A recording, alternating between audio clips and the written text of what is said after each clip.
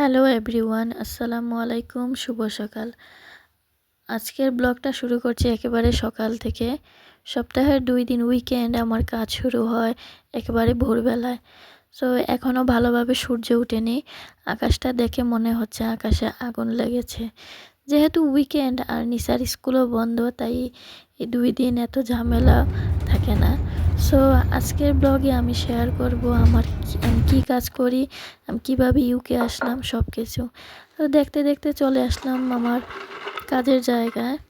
তো আমার কাজের প্রাইভেসি পলিসির কারণে পেশেন্টের অনেক কিছু স্কিপ করেছি, তাই শুধু ব্রেকফাস্ট শেয়ার করলাম। আর ব্রিটিশরা সকালবেলা এরকম নাস্তা করে থাকে। এখানে সিরিয়ালের সাথে মিল্ক, ব্লুবেরি দিয়ে দিলাম, সাথে 1 কাপ কফি বানাবো।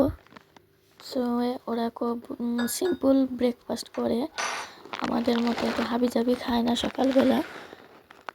আর এখানে দুধ, মিল্ক আর 1 চামচ কফি দিয়ে ওভেনে দিয়ে দেব, আর কফিটা হয়ে যাবে।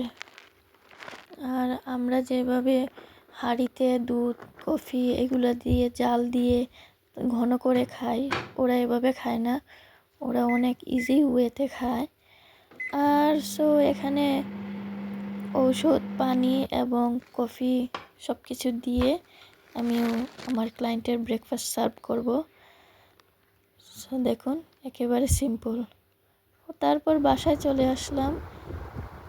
বাসায় ফিরে খাওয়া দাওয়া করে বিকেলবেলায় নিশাকে নিয়ে ঘুরতে বের হলাম। আর মাঝখানে অনেক ক্লিপ ভিডিও করতে পারিনি, তাই স্কিপ করেছি। আজকে যে জায়গায় আসছি সেই জায়গাটা আমার বাসা থেকে অনেকটা দূরে। নিশার জন্য একদম নতুন জায়গা, যদিও কাজের সূত্রে আমি এখানে কয়েকবার এসেছি। তারপরও এখানে আসলে আমার অনেক ভালো লাগে।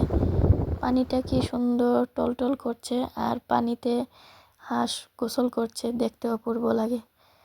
পাশেই একটা বড় পার্ক আছে, নিশাকে ছেড়ে দিলাম খেলার জন্য। তো পার্কে এসে সে অনেক খুশি। সো ভিডিওর প্রথম দিকে আমি বলেছিলাম আমি কি কাজ করি, কিভাবে ইউকে আসলাম। আমি বাংলাদেশ থেকে প্রায় 2 বছর আগে ইউকে আসি কেয়ার ভিসায়। সাথে আমার হাজব্যান্ড এবং মেয়েও আসে। তো আমি আসার পর আমার কোম্পানির প্রতারণায় আমি কোনো কাজ পাইনি।